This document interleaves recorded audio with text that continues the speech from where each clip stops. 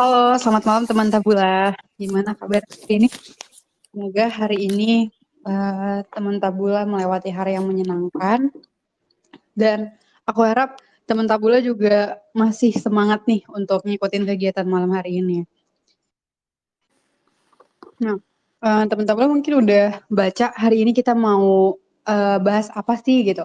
Nah, untuk judulnya sendiri aku mungkin mau remind lagi kita akan membahas tentang menghadapi momen pahit siapa takut. Nah, hari ini kita juga kedatangan narasumber yang luar biasa nih. Namanya Kak Citra Zaskia Karyunisa. Beliau merupakan konselor tabula dan HR analis. Wah, keren banget. Karena sekarang Kak Citranya udah ada di ruangan ini, mungkin aku mau sapa Kak Citra dulu ya. Halo Kak Citra, gimana kabarnya hari ini? Hai Devi, baik. Devi gimana kabarnya? Aku alhamdulillah baik Kak hari ini, luar biasa banget. Di sini musim hujan Ya. Kak. Di rumah Kakak musim hujan juga nggak Kak sekarang? Iya, sekarang lagi musim hujan, udah 1 bulanan deh. Devi gimana? Iya sama aku juga Kak. Oh Mendung, iya, pagi mendung, pulang mendung ya. makanya. Jadi jaga-jaga kesehatan aja ya Dev ya, biar Betul nggak Kak, sakit. juga jaga. Buat teman tabula juga jangan lupa jaga kesehatan ya supaya kita masih tetap bisa beraktivitas. Oke, Iya, Kak Citra, hari ya, ini kita mau ngebahas tentang menghadapi momen pahit siapa yang takut ya kan. Nah, bener bang. mungkin teman tabula nih pasti udah penasaran banget gimana sih cara melewati momen pahit atau gimana sih caranya biar kita nggak takut untuk menghadapi momen pahit gitu. Atau mungkin buat teman tabula yang lagi ngalamin momen pahit, gimana caranya biar bisa bertahan kayak gitu. Nah, kalau dari Kak Citra sendiri mungkin mau memaparkan materi nih tentang momen pahit yang menurut Kak Citra. Mungkin untuk Kak Citra aku silakan ya Kak. Oke, Terima baik. kasih Terima Kak. kasih Devi waktunya. Halo, selamat malam teman-teman semuanya. Terima kasih teman-teman Tabula yang sudah bersedia untuk gabung di Tabula Talks pada malam hari ini ya teman-teman ya. Ini nanti kita akan bareng sampai jam 8 nanti. Oke, perkenalkan terlebih dahulu itu saya Citra Zaskia Veronisa. Saya merupakan konselor Tabula. Nah, jadi jika teman-teman ingin bercerita dan berkonsultasi dengan saya, boleh banget untuk konsul. Maaf ya, sekalian promo nih untuk konselor Tabula gitu. Nah, selain itu juga saya merupakan Human Resource Analyst di salah satu perusahaan. Jadi sekian perkenalan dari saya, terima kasih. Nah, langsung aja nih, oh iya Devi, sebelumnya saya mau konfirmasi ini Mhm. untuk materinya sudah di-share ya? Untuk materinya kita sesuaikan dengan nanti yang Kakak bacakan ya. Entar Oh, di-share sama adminnya. oke, berarti udah standby berarti ya? Iya Kak. Oke. Nah, jadi di sini, saya sendiri mengambil judul yang nggak muluk-muluk banget ya, teman-teman ya. Artinya kita manusia pastinya kita sering menghadapi yang namanya momen pahit. Nah, ditambah lagi dengan kata-kata siapa takut. Nah, sebenarnya siapa takut itu merupakan suatu mindset yang saya berikan kepada teman-teman, agar teman-teman itu enggak takut nih ketika menghadapi momen pahit itu seperti apa. Nah, menghadapinya itu nanti bagaimana, sehingga dengan kata-kata siapa takut itu bisa untuk merubah mindset teman-teman jadi positif. Nah, jadi langsung aja nih, untuk, materinya nih. Jadi semuanya yang terjadi dalam hidup itu pasti ada alasannya. Baik kejadian tersebut berupa kejadian masalah yang manis, yang kita rasa bahagia, atau malah itu merupakan momen pahit dalam hidup kita. Nah, biasanya ketika sedang sedih karena suatu kejadian yang nggak mengenakan, orang-orang itu cenderung, fokus itu biasanya pada pengalaman yang pahit. Pasti teman-teman seperti itu ya kan ya. Kita itu nggak teman-teman aja nih, terlebih juga saya itu juga fokus pada pengalaman pahit. Nah, sehingga inilah yang membuat kesedihan itu terus berlarut-larut. Padahal sebenarnya di balik semua itu kehidupan tengah mengajarkan kita itu dengan hal yang baru. Nah, jadi di sini itu kita perlu menyadari momen-momen yang menjadi trigger hidup. Nah, kita itu nggak menyebutkan sebagai momen pahit ya teman-teman ya. Jadi di sini nantinya saya akan menyebutkan bahwa momen-momen itulah yang menjadi trigger hidup kita agar menjadi better atau lebih baik ke depannya.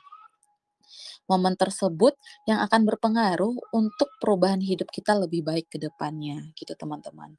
Nah, di sini Citra mengklasifikasikan, 5 momen pahit yang akan mengajarkan kita terhadap hal baru. 5 momen pahit ini sebenarnya, general, pastinya setiap manusia pasti banget mengalami 5 momen pahit ini. Yang pertama itu yang ketika, kita berekspektasi. Nah, di sini ketika apa yang terjadi dalam kehidupan nyata itu nggak berjalan sesuai rencana. Di sini Citra mau sharing pengalaman nih ke teman-teman Tabula semuanya. Jadi, ketika apa yang terjadi dalam kehidupan nyata tak berjalan sesuai rencana, itu pasti teman-teman mengalami hal tersebut. Sama banget, Citra juga ngalamin hal tersebut. Di mana itu waktu momen-momen baru-baru lulus SMA nih teman-teman. Jadi di saat itu, saya itu pengen banget nih untuk, kuliah, memiliki cita-cita menjadi seorang pengacara. Artinya, saya bertekad untuk mengambil jurusan hukum nih teman-teman. Nah, hal tersebut mengapa jadi trigger saya untuk menjadi seorang pengacara, itu dikarenakan saya melihat pengacara itu merupakan salah satu profesi paling bergengsi yang ada di Indonesia. Jadi ketika kita menjadi seorang, pengacara atau lawyers, itu kita merasa, wah kita dapat mengatasi sebuah problem seseorang, atau problem masalah dunia perkantoran, seperti itu teman-teman. Nah, hal ini juga semakin diperkuat oleh ibu saya juga memiliki keinginan bahwa anaknya itu harus menjadi seorang pengacara gitu. Nah, tetapi di sisi lain nih saat saya berkonsultasi ingin melanjutkan perkuliahan menjadi seorang pengacara, banyak nih dari saran-saran dari hasil psikotes, itu teman-teman ataupun hasil psikotes menyarankan agar saya itu menjadi seorang, psikolog gitu loh teman-teman. Nah, artinya saya harus menempuh, jurusan psikologi. Nah, karena hal tersebut, jadi saya nggak terlalu, ingin saat itu. Jadi saya ingin, menjadi seorang pengacara tetap gitu loh. Nah, jadi di saat saya tamat sekolah itu, saya masih harus berjuang untuk mendapatkan PTN favorit saya, yaitu di mana, kampus idaman semua, mahasiswa ya yang ingin melanjutkan kuliah di Universitas Indonesia. Nah, jadi saat itu saya ingin banget masuk di jurusan hukum UI. Jadi hari demi hari itu saya belajar, kemudian saya melakukan, bimbel, ikut ikut les-les di mana pun, pokoknya yang namanya usahalah untuk mencapai mendapatkan hukum UI saat itu. Tapi, dari hasil menyatakan saya itu nggak lulus nih teman-teman. Pastinya kecewa banget, karena sebelumnya itu untuk, sesuai yang kita tahu ya, usaha tidak akan mengkhianati hasil. Tapi pada kenyataannya, usaha yang telah saya lakukan itu mengkhianati hasil yang saya dapatkan. Nah, jadi, setelah itu saya sudah melakukan apply ke SNMPTN, SBMPTN, segala macam, itu nggak lolos untuk, masuk dalam kuliah jurusan hukum, akhirnya saya memilih untuk, mengulang di tahun depan. Di mana saya ingin tetap melanjutkan kuliah, di jurusan hukum. Nah, untuk proses itu sendiri akhirnya saya pergi ke kampung Inggris di Kediri. Saya itu mengikuti proses belajar bahasa Inggris di sana kurang lebih itu 8 bulan teman-teman di sana. Nah, jadi di saat itu, saya juga fokus untuk belajar bahasa Inggris dan juga fokus untuk belajar untuk mencapai hukum. Nah, di tahun kedua ini artinya kan 1 tahun tersebut saya mengisi waktu saya untuk, mengikuti bimbel ya teman-temannya, mengikuti les bahasa Inggris. Nah jadi, saya tidak mengikuti kuliah dalam 1 tahun tersebut. Nah, setelah itu pada akhirnya, 1 tahun berlalu di mana saya juga mendapat banyak kenalan di kampung Inggris, kemudian saya juga mendapatkan banyak teman, artinya juga saya mendapatkan, proses pembelajaran di sana dan tidak sedikit banyaknya air mata ini juga sedih melihat teman-teman yang pada saat itu kuliah, yang, sesuai dengan sesuai kuliah sesuai dengan keinginan mereka, seperti itu. Nah, tapi di sana saya juga banyak mendapatkan pembelajaran yang luar biasa di kampung Inggris, mengenal teman-teman yang hebat gitu loh, teman-teman. Nah, akhirnya di 1 tahun kemudian itu saya melanjutkan kembali nih dengan proses 1 tahun belajar untuk mencapai hukum lagi dan saya sudah akhirnya dari hukum UI itu berpindah ke hukum UGM, teman-teman. Nah, jadi setelah itu udah dateng nih, udah mengikuti UTUL UGM, SBMPTN, langsung tes di UGM-nya langsung.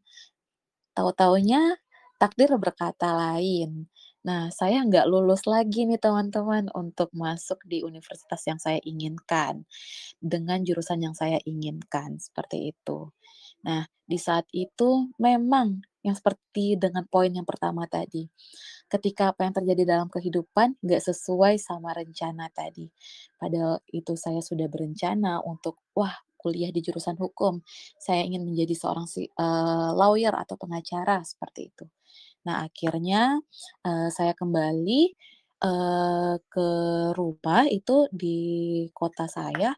Nah, saya mengambil jurusan psikologi. Kembali lagi dengan hasil tes saya di saat SMA, kemudian dengan saran-saran dari teman-teman saya. Nah, setelah menjalani perkuliahan di psikologi, akhirnya saya merasa, "Oh, memang ini nih jalan yang harus saya tempuh. Kayaknya memang sesuai nih dengan passion saya," seperti itu. Nah, yang jadi di sini saya maksud kepada teman-teman, ketika ekspektasi itu nggak sesuai sama apa yang sudah kita usahakan, sama apa yang kita rencanakan, itu bukan berarti kita harus stuck dalam kondisi tersebut, teman-teman. Jadi di sana kita harus banyak mengambil pelajaran bahwasanya trigger-trigger yang menyebabkan hal tadi itulah yang membuat kita menjadi lebih baik lagi ke depannya, seperti itu. Nah, untuk momen yang kedua, ini mengenai kehilangan. Jadi, teman-teman semua pasti mengalami yang namanya momen pahit atau trigger ketika perlahan kehilangan orang-orang yang dulu pernah dekat. Jadi, silih bergantinya usia, jadi silih bergantinya dengan proses, kita menjalani kehidupan, pasti circle-circle yang ada di sekitar kita itu semakin lama semakin berkurang, teman-teman. Yang artinya, yang rasanya dulu teman-teman, SMA itu rasanya yang deket banget, kemudian, menjadi jauh, kemudian itu yang di saat, teman kuliah yang dulunya deket banget, sekarang dengan kesibukannya masing-masing menjadi jauh. Artinya, kita pasti merasakan kehilangan. Ada yang menganggap kehilangan itu menjadi momen terpahit dalam hidup dia. Tetapi ada yang menganggap, oh, ini proses pendewasaan. Artinya, kita akan menemukan lagi orang-orang baru yang membuat kita untuk belajar. Seperti itu, teman-teman. Kemudian yang ketiga ini, di saat kita merasa dikhianati. Ketika orang yang paling kita percaya malah berbalik mengkhianati kita. Nah, ini nanti akan saya bahas di pembahasan di berikutnya, teman-teman. Kemudian ketika kita, sedang merasa serba kekurangan secara materi, di mana di sini, saya mau sharing terlebih dahulu nih kepada teman-teman semuanya. Nah, namanya kita saat kuliah ya teman-teman ya, pastinya kita juga mempunyai, keinginan-keinginan yang lebih gitu. Nah, di saat itu, saya pribadi nih sambil kuliah, di mana saya mengharapkan, uang saku dari orang tua gitu. Nah, di sisi lain keinginan saya itu juga besar nih. Nah, di saat momen itu saya merasa, wah, ada yang kurang nih gitu. Gimana ya cara mendapatkannya gitu loh. Nah, jadi saya putar otak, itu saya mendapatkan sebuah insight, "Oh, gimana kalau misalnya saya menjadi guru?" Di saat itu. Gurunya itu kayak guru saya kan basic-nya psikologi nih ya, teman-teman. Jadi di saat itu saya mengambil part-time, di mana saya mengajari anak-anak berkebutuhan khusus. Nah, saya memegang satu anak untuk, yaitu anak, hiperaktif.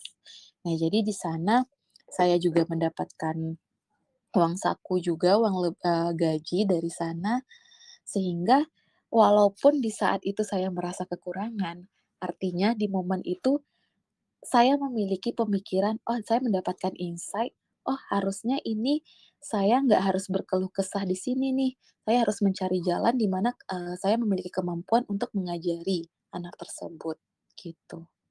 Nah, kemudian di momen pahit atau yang men-trigger hidup saya itu ketika sedang merasa lemah atau masalah yang datang bertubi-tubi. Nah, untuk masalah ini sendiri pastinya general ya, teman-teman ya. Karena apa? Karena dari poin pertama, mengenai ekspektasi, mengenai kehilangan, mengenai dikhianati, serta kekurangan materi, itu juga merupakan suatu masalah.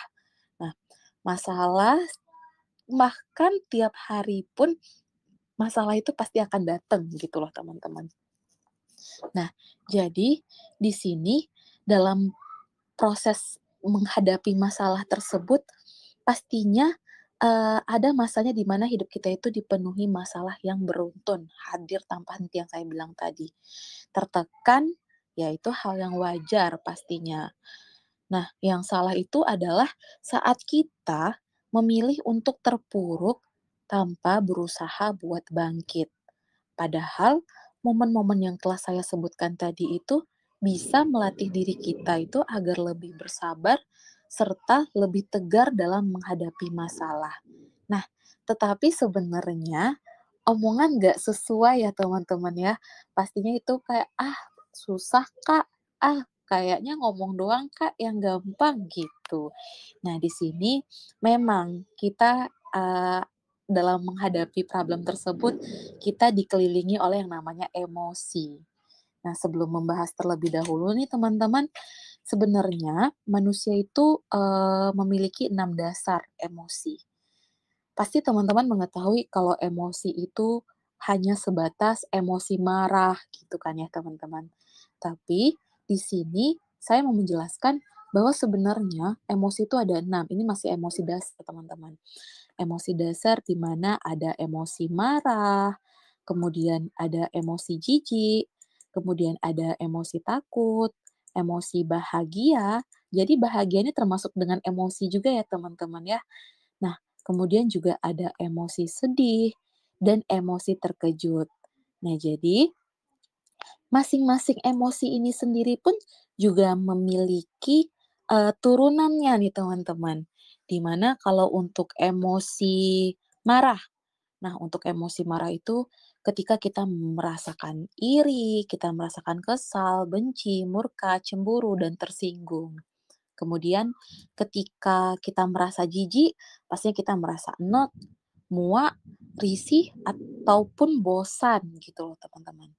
Nah ketika kita merasa takut, itu perasaan yang timbul itu kita merasa gugup, merasa cemas, merasa tersiksa, waspada, ragu-ragu, dan tak berdaya gitu loh teman-teman. Nah, jadi untuk emosi bahagia pasti teman-teman udah tahu lah ya, perasaan meriang, damai, bangga, seperti itu, bersemangat gitu. Nah, emosi sedih lah ini seperti kosong, kecewa, kasihan, berduka, kesepian, serta merasa bersalah, seperti itu teman-teman. Nah, untuk terkejut sendiri pastinya teman-teman merasa seperti heran atau terpesona. Nah, jadi di sini perlu kita ingat, jadi, emosi itu bukan hanya sekedar marah dan sedih aja ya teman-teman ya. Jadi keenam emosi ini merupakan emosi dasar yang bisa digolongkan menjadi beberapa emosi spesifik tadi. Nah, itu yang kita sebutkan tadi. Nah, mengapa demikian? Sebab terkadang kita ragu nih untuk mencoba mengenali emosi kita sendiri. Contohnya, kenapa nih saya sedih? Padahal jawabannya emosi sedih itu disebabkan oleh alasan tertentu yang kita sendiri nggak bisa menyadari, teman-teman. Nah, alasan inilah yang kita sebut sebagai emosi spesifik yang sudah saya jelaskan tadi. Nah, dalam proses, kesedihan tadi, itu kita menghadapi yang namanya 5 tahap kesedihan setelah menghadapi momen pahit. Di mana, di saat itu kita merasa adanya penyangkalan atau denial. Nah, di sini di saat kita menghadapi sebuah masalah, kita cenderung berpura-pura tidak mengetahui atau tidak ingin mengakui bahwa ada suatu hal yang telah terjadi, gitu loh teman-teman. Jadi seperti contohnya seperti ini. Misalnya nih ada pasien yang didiagnosis memiliki penyakit parah. Pasti bisa aja nih si pasien berkata, "Hasilnya bisa aja salah, Dok. Bisa dicek ulang nggak? Saya nggak mungkin punya penyakit seperti ini." Nah, penyangkalan atau denial sebenarnya itu mempunyai manfaat juga sih sebenarnya untuk meredam emosi negatif yang datang ke kita, sehingga kita dapat menerima permasalahan tersebut dengan perlahan. Tapi, seiring berjalannya waktu, tahap kesedihan yang di denial ini akan semakin berkurang dan kita mulai merasakan emosi yang pada sebelumnya telah kita sangkal, seperti itu. Nah, di saat kita menyangkali sebuah problem atau masalah atau momen pahit, kita merasa marah nih teman-teman, di mana, eee, kita itu melampiaskan emosi yang muncul tadi. Di sini teman-teman bisa saja melampiaskan amarahnya ke orang yang di sekitar, benda mati, ataupun kepada diri sendiri. Ya contohnya nggak jauh-jauh ya teman-teman ya, seperti saat kita putus dengan pacar kita nih atau pasangan.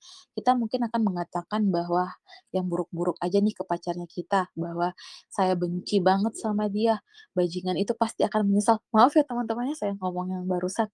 Nah, jadi dengan kata-kata kutukan tadi, kita pasti mengetahui bahwa kata-kata tersebut itu bukanlah kata-kata yang baik. Tetapi sebenarnya kita juga membutuhkan waktu hingga kita dapat berpikir logis kembali serta mengendalikan emosi yang ada. Nah, setelah marah, setelah kata-kata tadi yang terlontar, akhirnya di tahap berikutnya kita maju ke tahap yang bergaining, menawar. Nah, di sini tahap bergaining ini adalah tahap kesedihan yang dapat membuat kita ingin memperoleh kontrol kembali terhadap hidup kita sendiri. Nah, jadi kita, contohnya, seperti kita berandai-andai nih, saat orang terdekat kita meninggal, kita mungkin berkata, "Andai aja kita bisa nemuin dia saat itu ya, mungkin nggak ada penyesalan terjadi di dalam diri sendiri," gitu. Nah, bisa jadi ketika teman-teman, dibully sama teman-teman nih, dibully sama temannya, andaikan ya jika saya kasih mereka, kesempatan atau kasih sesuai apa yang diinginkannya, mungkin saya nggak akan dijauhin deh sama teman-teman, gitu. Nah, di saat proses tersebut kita berandai-andai. Nah, padahal sebenarnya itu nggak bisa nih teman-teman, harus berlarut, nggak boleh berlarut-larut. Selanjutnya kita mengalami yang namanya depresi, tahap depresi. Di sini depresi di sini yang bukan yang depresi yang sampai ke merasa tertekan gitu ya teman-teman ya, bisa jadi saja merasa tertekan. Tetapi di sini selama beberapa tahap tadi akan sangat wajar apabila kita itu berusaha untuk melawan semua emosi negatif yang sudah saya sebutkan tadi. Meski begitu, emosi negatif tersebut pada akhirnya akan tetap muncul nih teman-teman. Bisa saja merasa putus asa lalu berkata, "Apa jadinya ya bila hidup saya nggak sama pasangan saya tadi? Aduh, apa jadinya ya jika saya nggak punya teman, nggak ada yang mau nih sama saya nggak tahu lagi nih harus gimana." Nah, jadi depresi itu merupakan tahap yang sangat sulit karena semua hal negatif seakan terkumpul pada tahapan ini, teman-teman. Tetapi tahap ini juga bisa membantu teman-teman untuk menghadapi kesedihan dengan cara yang baik. Nah, setelah teman-teman merasakan denial, marah, kemudian berandai-andai, serta depresi, pada akhirnya ketika teman-teman mengalami momen-momen pahit, teman-teman pastinya ke depannya akan mengalami yang namanya penerimaan, acceptance. Di mana penerimaan ini sebenarnya nggak selalu berarti bahagia ya teman-teman ya. Jadi di sini teman-teman itu mulai menerima bahwa hal buruk itu memang telah terjadi dan mulai untuk memahami arti dari permasalahan tersebut bagi hidup teman-teman. Jadi teman-teman juga bisa merasa berbeda karena telah melewati perubahan dalam hidup yang cukup besar. Merasa berbeda di sini maksudnya teman-teman merasa, "Oh, rasanya aku lebih berpikiran objektif ya. Oh, rasanya kok aku nggak seperti yang sebelumnya tadi ya." Nah, jadi misalnya nih contoh pastinya, ketika kehilangan pekerjaan, seseorang mungkin berkata, "Kalau begitu saya akan mencari pekerjaan baru atau mulai untuk membangun usaha." Nah, jadi di sana teman-teman pastinya dalam proses tahapan ini akhirnya menerima dan mencari alternatif-alternatif lain untuk membangun motivasi dari teman-teman sendiri, seperti itu. Nah, kemudian di sini nih, berbicara mengenai, yang sudah dijelaskan tadi. Sebagai manusia pastinya kita terlahir dari sebuah ekspektasi ya teman-teman ya, ekspektasi di lingkungan sekitar. Nah, jadi di sini, sebagai makhluk yang berekspektasi, kita itu tentu membuat rencana untuk bisa mencapai ekspektasi kita sedemikian rupa. Jika kita ingin yang sudah sesuai yang saya bilang tadi, ketika kita ingin masuk ke sekolah yang ternama atau impian kita, kemudian kita mendaftar, pekerjaan, terus, kita ingin bekerja pada profesi tertentu, maka kita berusaha untuk memenuhi kriteria yang dibutuhkan dan seterusnya, seperti itu. Nah, sebenarnya namun nih hidup itu terkadang nggak sesuai dengan apa yang sudah kita rencanakan. Ada kalanya ketika kita sudah berusaha menjalankan sebuah upaya yang bisa kita lakukan untuk mendapatkan apa yang kita harapkan, namun kenyataannya berkata sebaliknya nih teman-teman. Kita gagal mendapatkan hasil yang sesuai dengan ekspektasi kita.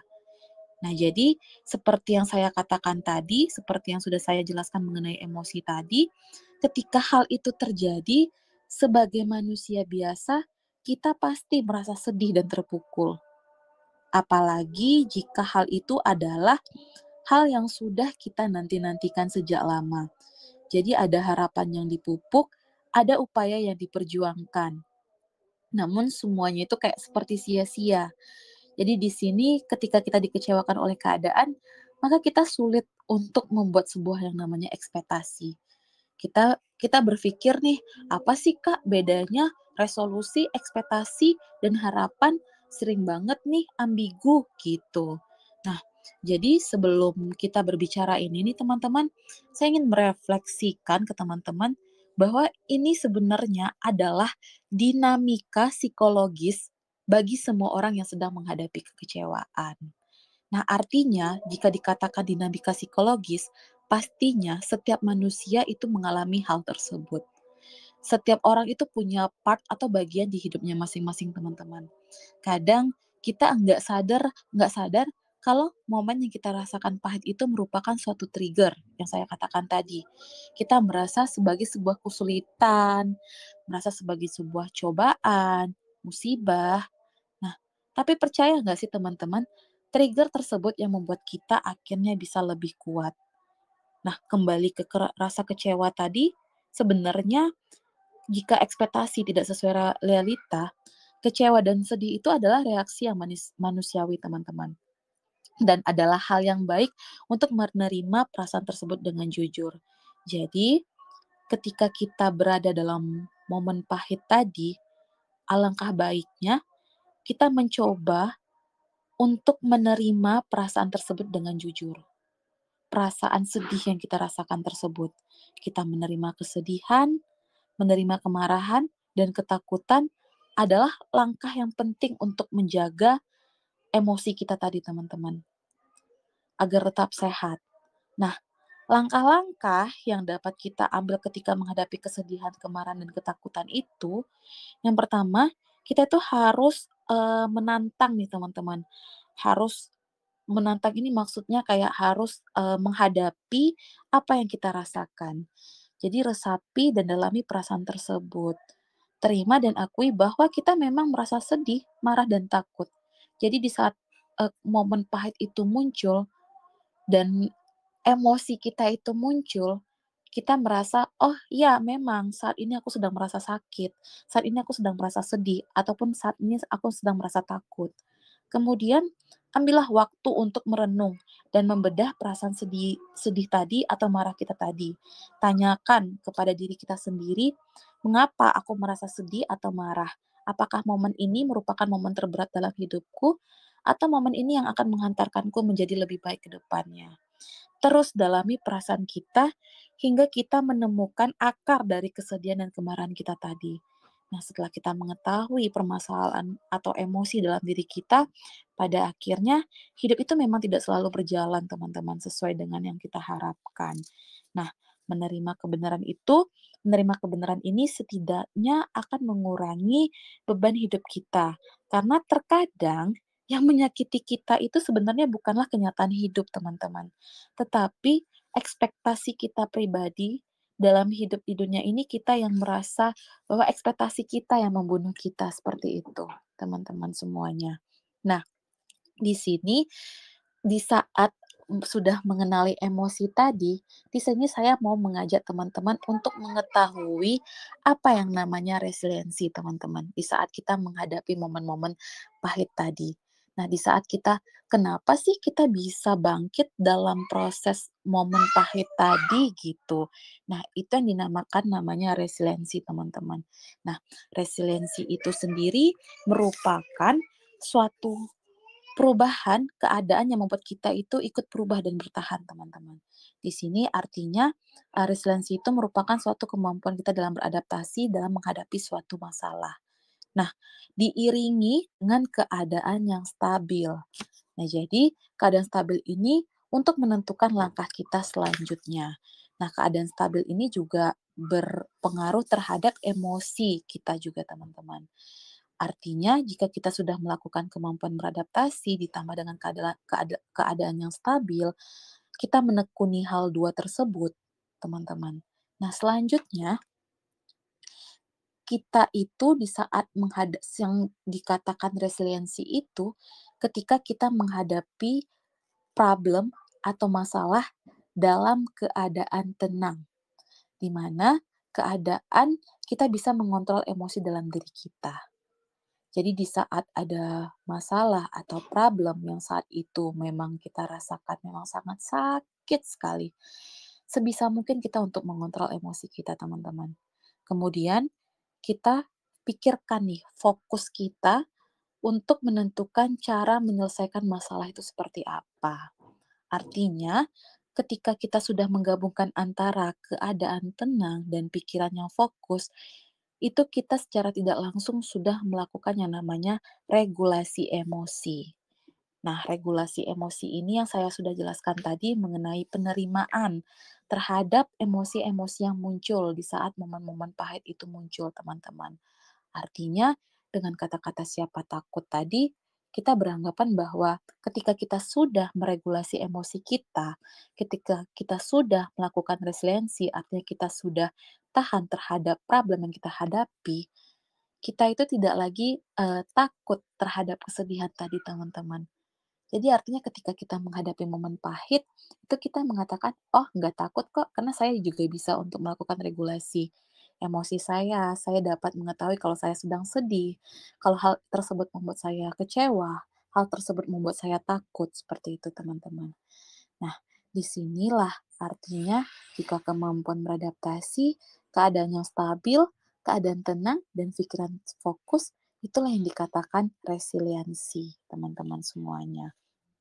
Nah, resiliensi ini sendiri, yang seperti yang sudah saya katakan, jika kita memiliki resiliensi atau ketahanan yang kuat, tentunya kita akan segera berdiri tegak menghadapi stres tadi, menghadapi kegagalan, atau bahkan trauma dari momen-momen pahit yang kita alami tadi, teman-teman. Sebaliknya, bila tidak mempunyai mental yang tangguh, kita akan gampang sekali untuk jatuh. Jika kita tidak meregulasi emosi, tidak mengenali emosi kita gampang banget untuk jatuh dan terpuruk, teman-teman. Nah, jadi resiliensi itu diartikan sebagai sebuah kapasitas pada seseorang untuk bisa bertahan dan pulih dari tantangan yang mengancam dari keselangsungan hidup dia. Jadi, Resiliensi ini dapat juga dilihat sebagai kemampuan yang mempengaruhi keberhasilan seseorang dalam mengatasi sebuah stres. Jadi seseorang yang resiliensi ini memiliki peluang besar untuk bisa menyesuaikan diri, bangkit dan tetap berkembang meskipun berhadapan dengan situasi yang terpuruk. Nah, jadi teman-teman, jika seseorang yang resilient memiliki kecenderungan bahwa ia telah berdamai dengan emosi negatifnya, sehingga ia merasa netral dan merasakan emosi positif, meskipun berada dalam situasi yang tertekan atau situasi stres tadi ya teman-teman ya. Nah, jadi walaupun begitu, teman-teman pasti merasakan emosi positif. Nah, tadi kan saya juga mengatakan nih kalau ada emosi negatif. Nah, oleh karena itu, emosi positif inilah yang membuat seseorang mampu bangkit dari situasi terpuruknya. Dampaknya, orang-orang dengan kemampuan resiliensi yang baik itu akan merasakan kesejahteraan, kepuasan dalam hidup, baik secara fisik, psikologis, maupun spiritual, begitu. Nah, saya sudah menyebutkan mengenai resiliensi nih teman-teman. Artinya, untuk tips membangun resiliensi itu seperti apa sih, Kak? Gitu. Nah, di sini saya akan membagikan sebuah tips membangun resiliensi itu seperti apa. Nggak banyak-banyak, teman-teman. Jadi itu ada 4 untuk membangun resiliensi. Yang pertama itu melihat masalah dari helikopter view. Maksudnya apa sih helikopter view? Helikopter view ini merupakan bayangkan kita berada di sebuah helikopter. Nah, kita melihat ke bawah, artinya masalah kita itu kecil gitu. Jadi nggak usah dilihat dari sudut pandang yang besar gitu loh teman-teman. Kita berada di helikopter view gitu loh. Oh masalahnya singkat kok, masalahnya kecil kok gitu. Kalau kita berada di dalam helikopter kan ya kita ngelihat rumah-rumah itu kecil gitu kan ya. Nah kita berusaha untuk menghadapi masalah itu, mengartikan masalah itu sebuah masalah yang kecil gitu teman-teman. Jangan diperbesar seperti itu. Nah kemudian tips membangun resiliensi yang kedua itu mencari tujuan hidup. Nah, jadi di sini kita namanya manusia pastinya berproses dan bertumbuh.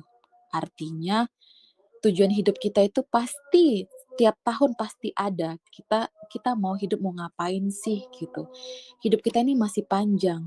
Jadi artinya di sini mengapa saat membangun resiliensi itu kita mencari tujuan hidup, kita tahu goals yang kita tuju itu seperti apa, seperti itu teman-teman.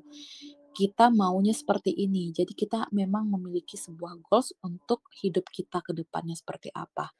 Artinya kita nggak larut dalam sebuah permasalahan. Kemudian yang ketiga itu kontrol respon diri. Yang bisa kita kontrol itu hanya diri kita sendiri teman-teman. Karena apa? Eksternal itu nggak bisa kita kontrol. Pihak luar, lingkungan sekitar, orang tua, bahkan orang-orang yang menyebabkan kita mendapatkan momen pahit, itu nggak bisa kita kontrol. Yang bisa kita kontrol itu diri kita sendiri. Artinya, kita bisa melakukan yang namanya pengendalian emosi, atau kita nggak bisa melakukan pengendalian terhadap orang lain, seperti itu teman-teman. Makanya untuk membangun resiliensi ini sendiri, kontrol respon diri itu merupakan hal yang paling penting, seperti itu teman-teman. Kemudian menentukan perubahan. Nah, di sini seperti yang sudah saya bilang tadi untuk, mencapai tujuan hidup tadi, melakukan kontrol diri tadi, setidaknya dengan adanya problem-problem masalah yang datang atau momen-momen pahit yang datang di kehidupan kita, itu menjadikan kita sebagai seorang pribadi yang bertumbuh. Nah, di saat itulah kita menentukan perubahan, kita ingin berubah menjadi lebih baik, seperti itu teman-teman. Karena kita sudah mengalami yang namanya masalah dan kita juga sudah mencari problem solve-nya seperti apa, akhirnya kita memang bertumbuh menjadi pribadi yang lebih baik lagi. Nah, hal itulah yang kita tentukan untuk perubahan hidup kita, seperti itu teman-teman. Nah, jadi di sini, saya mau menjelaskan dari penjelasan saya di awal hingga yang terakhir ini, bahwasanya yakinlah bahwa di balik semua momen pahit yang telah atau tengah kita hadapi saat ini, pasti ada pelajaran baru yang bisa kita petik, teman-teman.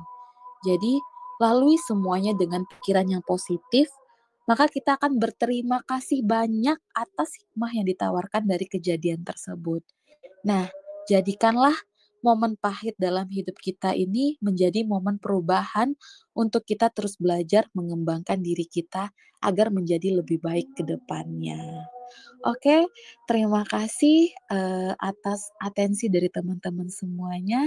Sekian dari saya, terima kasih. Terima kasih Kak Citra atas materinya yang luar biasa banget malam ini. Bener banget aku setuju banget sama Kak Citra, jangan memandang sebuah masalah itu sebagai suatu hal yang besar ya Kak, tapi kita kalau dari aku pribadi mandangnya itu sebagai proses, aku untuk menjadi lebih baik atau lebih dewasa nantinya, jadi lebih firm gitu ya Kak. Bener Kita banget. punya banyak pengalaman, jadi punya banyak pelajaran. Jadi kalau misalkan ada hal-hal yang bikin kita kayak misalkan kita baru nemuin nih, nanti ke Mhm. depannya, kita tahu cara ngatasinnya tuh seperti apa gitu ya. Jadi nggak kaget lah istilah katanya, karena kita Iya udah pernah ngalamin gitu. iya, Mungkin bener banget. mungkin kayak kita harus, bertahannya tuh dengan cara yang tadi kayak Kak Citra sampaikan. Bahwa kita harus ngontrol diri kita, karena nggak ada yang bisa kita kontrol selain diri kita ya, Kak. Aku setuju Iya, banget sih, Kak. mhm. Cuman kadang tuh kendalanya kita sedikit sulit untuk mengontrol diri kita, karena mungkin ada beberapa kayak aku sendiri mungkin kayak, belum memahami diri aku tuh seperti apa sih, maunya seperti apa sih, gitu. Jadi kayak sulit untuk mengkontrol dirinya gitu. Iya, bener banget Devi. Jadi kalau seandainya nih kita udah paham terhadap emosi yang kita dapetin, kita juga nggak bisa mengontrol orang, artinya itu kalau misalnya kita sudah mengetahui emosi kita, itu udah satu langkah lebih maju nih kita untuk menghadapi sebuah problem seperti itu. Iya, jadi, salah satu caranya kita harus mengetahui diri kita dulu ya, Kak, maunya apa, kayak gitu. Sebenarnya bukan diri sih, diri pasti. Oke, Nah, mhm, kalau diri kan terlalu general ya Devi ya. iya iya, Kak, Kalau kita itu lebih ke mengenali emosi yang muncul di saat mhm, itu, gitu loh. emosi, Iya, bener. emosinya ya, oke, kira Iya, apa emosi. gitu. Mhm. Tapi kalau menurut Kakak nih misal aku pengen tanya deh, Kak, Boleh. kayak misalkan aku, sedih nih, tapi kadang kan kita kayak apa ya, aku memaksakan otak aku tuh kayak mikir bahwa, "Enggak, masa kayak gini doang sedih?" Kayak, "Enggak, ini aku nggak boleh sedih, pokoknya nggak boleh sedih, aku harus bisa ngadepin ini," gitu. Tapi padahal aku sedih, tapi ketika aku mikir aku maksain diri aku untuk mikir, "Enggak, ini nggak apa-apa kok, enggak, ini nggak sedih," gitu. Jadi aku harus kuat, aku nggak boleh nangis, kayak gitu. Menurut Kakak itu baik nggak sih? Nah, itu sebenarnya kalau dikatakan baik sih enggak ya, Dev, ya. Tapi Mmm, sebenarnya itu merupakan suatu tahap ketika kita menghadapi kesedihan tadi.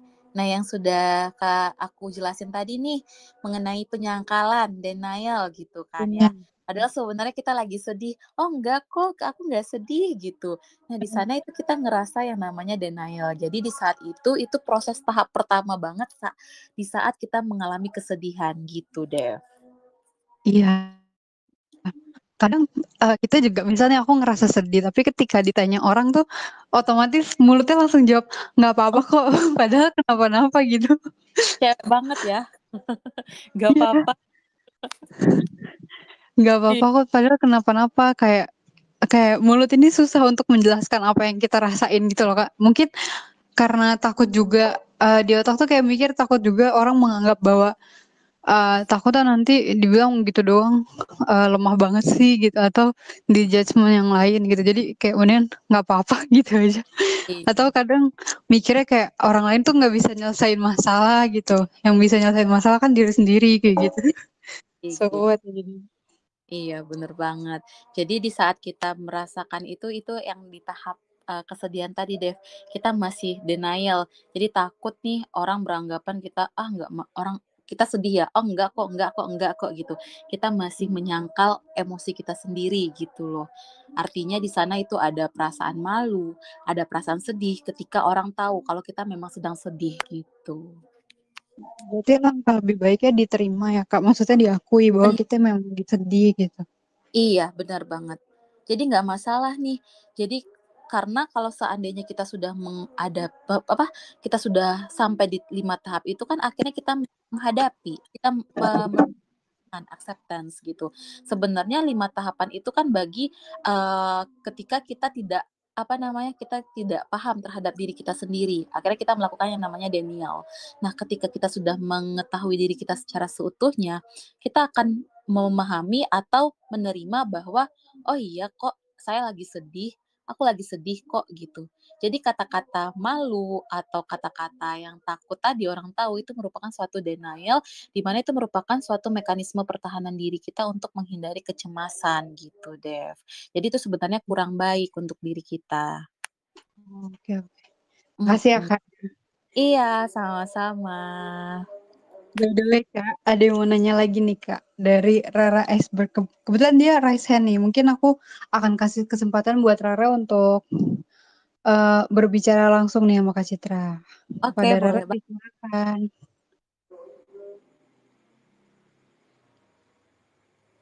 halo, Rara. Rara Iceberg Rumah P ya? Halo Kak, Ya, halo. Rara mau nanya apa nih ke Kak Citra?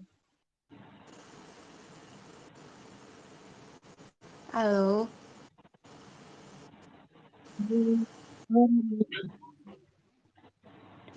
Oh sorry Kak, jaringan ya. Halo. Rara boleh, langsung nanya aja nih ke Kak Citra. Mungkin jaringannya rada putus-putus ya? Halo. Iya, halo Kak, jaringan jelas Kak? Iya, Iya, suara Rara. Eh, sebenarnya tadi apa sih agak mirip sama yang Kakak Devi bilang kan. Cuman iya. kalau aku sendiri tuh lebih ke merasa Mhm, mm, bahwa kayak semisalkan kalau mau cerita sama temen nih, iya. aku nggak percaya sama dia gitu. Aku nggak percaya sama dia Mhm, antara antara dia benar-benar mau ngebantu atau hanya sekedar cuman kayak merasa kasihan sama aku gitu.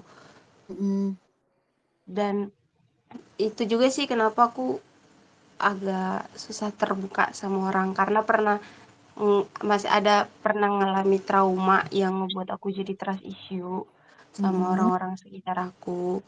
mhm, Jadi yang ngebuat kadang kalau melewati suatu hal itu lebih baik aku pendam sendiri.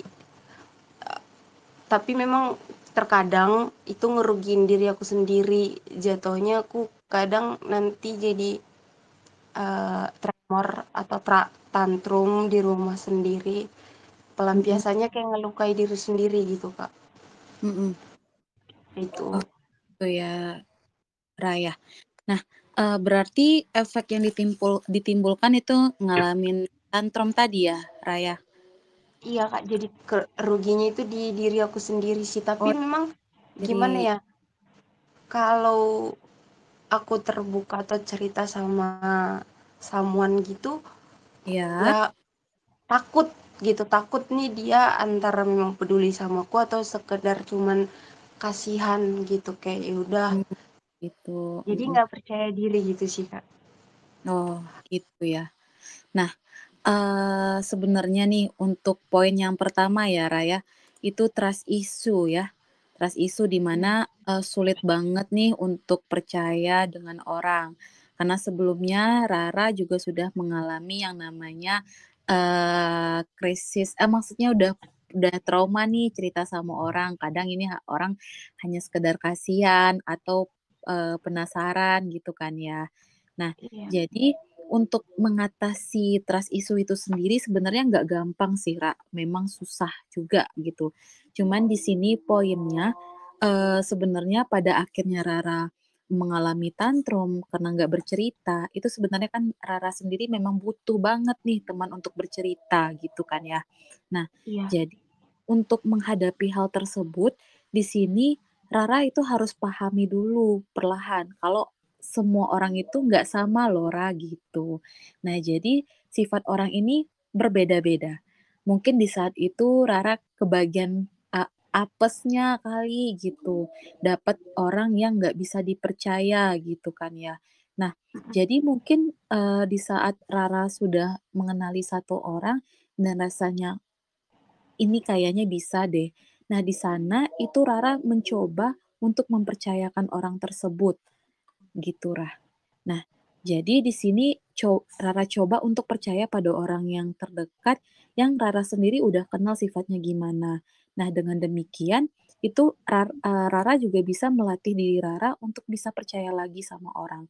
Karena yang sudah saya katakan tadi, sifat orang itu berbeda-beda kok, enggak satu sama gitu. Artinya kalau Rara menyebutkan, kena trauma dengan satu orang tadi, itu sudah mengeneralkan bahwasanya orang itu sama aja gitu. Padahal sebenarnya enggak, seorang itu memiliki sifat-sifat yang berbeda dan di sana juga Rara juga harus bisa mengenali orang itu apakah ini bisa dipercaya apa enggak. Nah, di sisi lain kita ini kan memberikan sebuah kepercayaan, pastinya itu kita agak agak takut apa enggaknya ya gitu. Nah, Iya. tapi di sini, saya mencoba untuk Rara itu, perlahan mempercayai orang gitu loh. Setidaknya, oh saya coba deh dengan satu orang ini, cobanya itu dengan tidak mengemukakan rahasia besar Rara, seperti itu. Nah misalnya nih rahasia yang rasanya kayak atau problem yang rasanya kayak nggak berat-berat banget. Nah coba nih Rara cerita ke dia, oh seandainya nih orang ternyata memang, nggak hanya sekedar kasihan atau memang ada care-nya, boleh nih perlahan ditambah lagi tingkatan ceritanya apakah memang lebih rahasia lagi gitu. Artinya di sana Rara juga sedang melatih untuk menghilangkan trust issue kepada orang-orang, gitu, Berarti nggak ada salahnya ya, Kak? Mencoba, bener banget. Jadi nggak ada salahnya mencoba, hanya saja mencobanya itu kita melakukan yang namanya eksperimen dulu ke teman-teman yang Rara rasa ini kayaknya better deh untuk diceritain gitu. Tapi nggak yang langsung, keseluruhan nih Rara ceritanya, karena kan Rara masih mengalami trust issue ya, ya gitu. Tapi Iya, Kak. setidaknya kita bereksperimen untuk, step by step, perlahan-perlahan gitu. Itu juga untuk memudahkan diri Rara sendiri agar nggak apa namanya, agar nggak menghadapi masalah itu sendirian gitu. Oke, makasih Kak Cit. Bakal Rara coba deh. Iya, semangat ya Rara ya, pasti bisa. Kakak Iya, yakin banget makasih Kak. bisa. Terima kasih Rara udah berani untuk nanya. Semoga Nah iya. kedepannya akan lebih baik ya. Semangat Ra. Iya, makasih Kak Devi. Terima kasih juga. Kak Citra ada yang mau nanya lagi satu. Tadi mana ya? Bilang orangnya. Sebentar aku cari dulu ya Kak. Oke.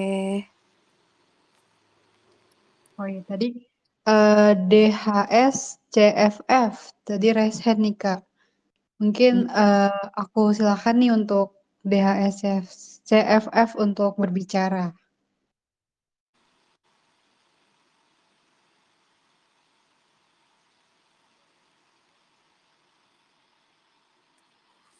Halo Kak DHS, aku nggak tahu nama asli siapa soalnya namanya DHS doang di Hai, sini. Yes.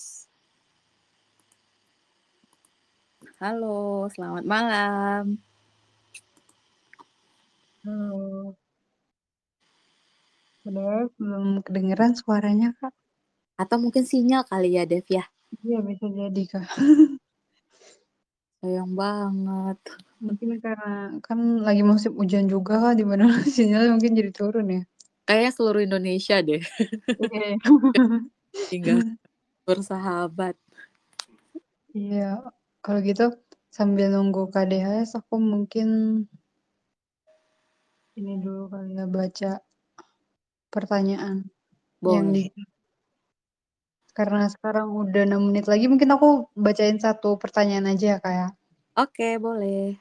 Halo Kak, ada pertanyaan nih dari Anonymous. Hai Kak, aku mau bertanya, akhir-akhir ini aku menghadapi momen pahit secara bersamaan mulai dari perselingkuhan pasangan, ekspektasi pekerjaan yang tidak sesuai, permasalahan ekonomi dan keluarga, memang awalnya kecewa besar sampai depresi, hampir setiap hari nangis terus, tapi aku pengen banget bangkit, aku berusaha buat itu, tapi ada kala di suatu momen tertentu tiba-tiba jadi keinget utamanya tentang trauma perselingkuhan ini ya, Kak.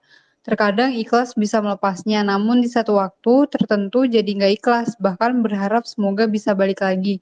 Sampai aku ada di titik menyalahkan diri sendiri kayak, "Andai aku nggak tahu dia selingkuh, mending nggak tahu aja daripada tahu jadi gini." Itu gimana ya, Kak? Jujur aku capek banget sama keadaan mental yang kayak gini. Wah, it Kompleks ya. iya kompleks banget. Berarti orang yang mengalami problem ini aku, kasih applause deh, dia kuat. Keren. Keren, sanggup, dan memang, sampai dia ikut, Tabula Talks ini artinya dia sudah memahami, eee, self awareness atau kesadaran diri dia untuk bisa bangkit itu, Dev. Ya kan ya? Iya, setuju Nah, banget. setuju banget karena kan, memang nih kita terkadang biasanya mengalami problem, artinya misalnya nih kayak banyak kegiatan yang namanya tabula talks atau apa, itu kita kayak, ya udahlah biarkan aja gitu. Nah tapi dengan Kakak, ini yang bercerita mengenai problem yang bersamaan dan dia mengikuti tabula talks ini artinya dia udah selangkah lebih maju. Nah mengenai permasalahan yang dihadapin Kakak itu memang, yang namanya tadi itu kan, yang saya jelaskan mengenai tahap kesedihan tadi itu, Dev. Nah, di mana itu kita yang ada namanya penyangkalan, marah, bergaining, depresi, sama penerimaan. Nah, yang problem tadi, itu dari problemnya itu masih belum di tahap penerimaan. Artinya, yang tadi itu masih dalam proses antara penyangkalan, marah, bergaining, sampai depresi pun. Nah, seperti yang dikatakan, andai saya seperti ini, andai seperti ini, gitu kan ya. Nah, jadi di sini terlihat bahwasanya nih di dalam komentarnya, andai aku nggak tahu dia selingkuh, mending nggak tahu daripada kayak gini. Nah, itu berarti, proses yang 5 tahap tadi, itu masih, dalam lingkaran setan nih kalau aku katain gitu kan ya. Karena dalam Mhm. proses penyangkalan, masih dalam proses penyangkalan, masih dalam proses marah, kemudian masih dalam proses, berandai-andai, dan pada akhirnya merasa depresi. Karena jujur aku capek banget sama keadaan mental yang kayak gini gitu loh. Nah, jadi di sini seperti yang dibilang kan, saya nggak tahu lagi nih harus gimana gitu. Nah, jadi untuk itu dengan problem yang seperti ini, di saat tahap kesedihan ini sudah terlihat bahwasanya ada penyangkalan, ada anger, ada bergaining, sama depresi, intinya menerima seperti itu deh. Iya Menerima bahwasanya, "Oh, saat ini memang saya merasakan hal seperti itu," gitu. Saat ini bagaimana mindset kita, itu kita kita tanamkan bahwasanya, "Oh ya udah, gak apa-apa, memang saat ini saya mengalami hal tersebut." Nah, untuk menanamkan mindset itu sendiri memang nggak gampang, tetapi di sana itu juga ada aktivitas-aktivitas lain yang kita bisa lakukan di saat kita mengalami proses, tersebut.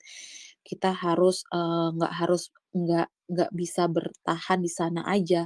Jadi kayak harus meluangkan waktu untuk mengikuti passion yang kita inginkan, atau lebih banyak membaca buku mengenai perkembangan diri, development diri, atau mengenai perselingkuhan itu nggak masalah juga. Karena kita bisa membaca secara general, oh ternyata, next berikutnya seperti ini ya, oh ternyata tips and triknya seperti ini ya, gitu. Lebih banyak membaca artinya mendapatkan insight-insight baru untuk kita lebih berpikir lebih jernih lagi. Terus atau lebih bisa untuk hangout sama teman-teman gitu. Jadi jangan sampai proses yang 5 tahap itu hanya berputar di sana aja, akhirnya yang acceptance tadi atau penerimaan tadi itu susah banget untuk kita dapetin, gitu loh. Jadi intinya nggak boleh banget untuk stuck dalam kondisi seperti itu. Perlahan-perlahan untuk bukan menghindar, perlahan-lahan untuk mencoba untuk, beranjak dari kondisi tersebut. Yang sudah saya katakan tadi, untuk, setidaknya hangout dengan teman-teman, ataupun, mencari kesibukan lainnya, seperti itu, Devi.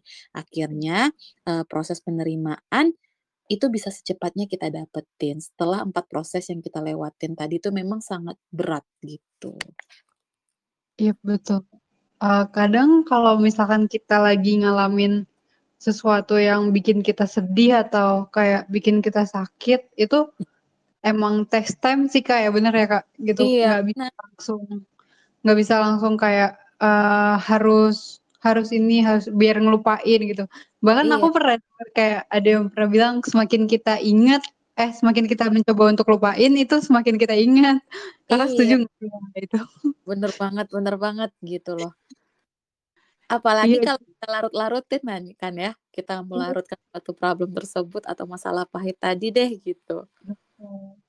Pokoknya ya balik lagi pertama kita harus nerima ya, Kak, kalau ya Iya, memang kenyataannya seperti ini dan kalau aku, Kak, aku pribadi mungkin kayak, mungkin aku nggak mengalami hal yang seberat, Kakak yang ini gitu, tapi mungkin bisa kita mikirnya gini, pasti ada hikmah di balik ini semua gitu, yang i bikin kita jadi, lebih terjaga, lebih baik lagi, lebih didekatkan sama orang-orang yang lebih baik, kayak gitu.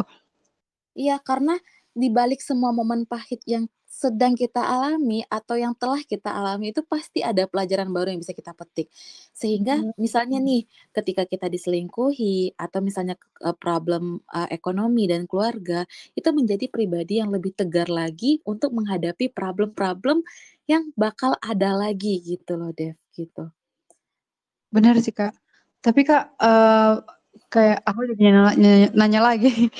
Oh, Tapi, ya? Kak iya, di beberapa orang mungkin kayak, kadang aku sendiri kayak nggak kuat sama masalah ini karena kayak mungkin kita udah nerima, tapi, secara nggak sadar tuh kita belum ikhlas bahwa kita tuh ada di posisi sekarang gitu. Tapi Betul. kita ngerasa kayak, "Aku ikhlas kok, aku nerima," gitu. Tapi menurut Kakak sendiri tuh definisi ikhlas dalam menerima keadaan tuh seperti apa sih, Kak? Kalau untuk definisi ikhlasnya sebenarnya gini, itu yang dikatakan tadi resiliensi tadi, Dev. Oh, maksudnya ke referensi Ya. tadi ya? Iya, kembali sebenarnya kalau kita berbicara ikhlas, luas ya, nanti jatuhnya Iya. kayak ceramah lagi gitu. Nah, jadi sebenarnya, kalau untuk resiliensi ini sendiri itu kan kapasitas kita untuk bisa Mhm. bertahan dan pulih dari tantangan yang mengancam tadi gitu kan ya. Nah, jadi artinya ketika kita sudah mampu bertahan, kit kita itu sudah bisa menyesuaikan diri untuk bangkit dan tetap berkembang meskipun berhadapan dengan situasi sulit atau terpuruk tadi, Dev. Nah, sebenarnya ikhlas itu kan sebenarnya nggak sepenuhnya maksudnya itu kita ikhlas ya, kita ikhlas. Artinya kalau kita ikhlas, kita bisa menyesuaikan diri dong dan kita bisa bangkit dari problem tadi. Dan kita tetap berkembang meskipun masih berhadapan dengan situasi yang sulit tadi, gitu kan ya, kalau kita berbicara dari segi psikologisnya, gitu. Oh, oke oke. Iya, Terima kasih, Kak. mmm, Tapi satu lagi nih, mhm, Kak. Kayak gimana kalau misalkan ada orang yang banyak banget nih kayak teman-teman aku tuh, di masa sekarang nih ketika ngadepin masalah tuh selalu pikirannya pengen suicide gitu, oh, pengen bunuh diri, benar. kayak nyakitin diri sendiri gitu. Iya, bener banget. Jadi kayak yang pengen, "Ya udahlah, akhirin lah ya," gitu kan ya, gitu. Iya. Kayak Nah, ya, barcode gitu-gitu, Kak. iya, bener banget. Nah, jadi, kayak merasa, ya udah deh, kayaknya nggak bisa untuk mengatasinya, kayak gitu kan ya. Nah, jadi di sini yang sesuai sama yang saya bilang tadi nih, Dev, itu kita harus, mengurangi ketidaksesuaian antara situasi yang ada sama standar yang kita milikin, gitu loh.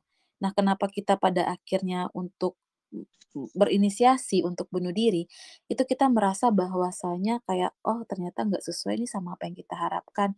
Jadi kita di sini harus mencoba mencari makna hidup kita gitu. Tujuan kita hidup nih untuk apa sih sebenarnya? Apakah hanya untuk sekedar, eee, problem tadi atau ternyata memang ada lagi nih yang harus saya capai gitu loh. Nah, jadi di sini, dengan mencari makna hidup, kita itu harus melakukan sesuatu yang baru. Jadi intinya kita pahami dulu makna hidup kita itu seperti apa. Dengan memahami makna hidup kita seperti apa, goals kita, apakah kita ingin membanggakan orang tua kita, ataukah kita emang masih banyak goals-goals yang kita harapkan. Nah, artinya pikiran-pikiran yang mengganggu kita atau menyemangati kita untuk bunuh diri tadi, itu setidaknya ter terminimalisirkan gitu. Nah, harapannya itu sudah berkurang dengan adanya kita menemukan yang namanya makna hidup gitu, Dev. Jadi memang saat ini nggak hanya saat ada masalah aja nih kita baru mencari yang namanya makna hidup, tapi saat sekarang ini saat kita berpikir jernih, kita harus memegang atau mencari makna hidup kita itu mau seperti apa gitu, Dev. Oke. Oke oke. Terima kasih banget, Kak. Jadi tercerahkan juga mungkin aku harap buat teman-teman tabula yang, Iya, mengalami hal yang sama juga bisa mengambil jalan keluarnya secepatnya. amin. Oh ya, Kak, berhubung sekarang udah jam 8:05, mohon maaf ya, Kak, jadi kelewatan 5 menit. Oh, nggak Ah, masalah. Aku senang iya. banget nanya. Setidaknya di aku pun juga berkembang loh, berkembang bersama teman tabula. Ya, Kak. Iya. Iya, aku, mau ngucapin makasih buat Kak Citra karena udah ngeluangin waktunya untuk Iya, aku dan teman tabula yang ada di sini. Terima kasih Kak Citra, semoga sehat dan sukses selalu ya, Kak. Nah, buat teman tabula yang mungkin masih mau tanya sama Kak Citra, masih diberikan kesempatan selama 30 menit sampai mhm. jam 8:30 untuk bertanya di kolom komentar, nanti akan dibalas sama Kak Citra ya, Kak. Iya, Oke, terima kasih Kak Citra atas waktu dan kesempatannya. Sampai jumpa di Tabula i Talk selanjutnya. terima Sehat-sehat kasih, ya, Kak. selamat istirahat. Iya, Devi juga ya, sehat-sehat. Kak, amin. Terima kasih Amin. juga untuk teman Tabula yang udah hadir dari awal sampai akhir. Mohon maaf untuk teman-teman yang bertanya, nggak sempat semuanya aku bacakan karena keterbatasan waktu. Mungkin nanti menunggu Kak Citra yang balas ya teman-teman. Oke, jangan lupa teman-teman untuk mengisi form untuk mendapatkan sertifikat di acara Tabula Talks malam ini.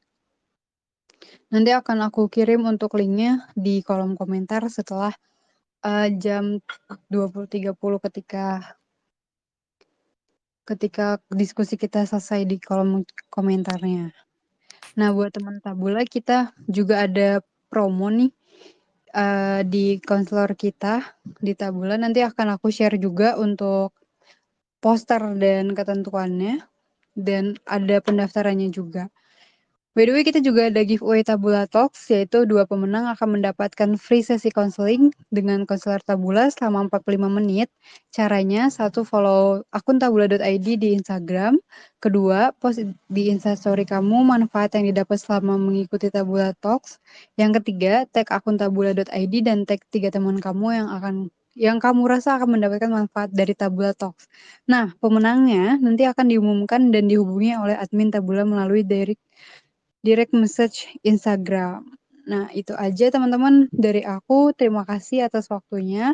Sehat dan sukses selalu buat teman Tabula. Jangan lupa untuk terus berjuang, jangan lupa jaga kesehatan. Semoga kedepannya kita bakal sukses bareng-bareng. Ingat, kalian gak sendiri, kita ada di sini sama-sama. Sekian dari aku, Devi Safitri, pamit undur diri. Selamat malam.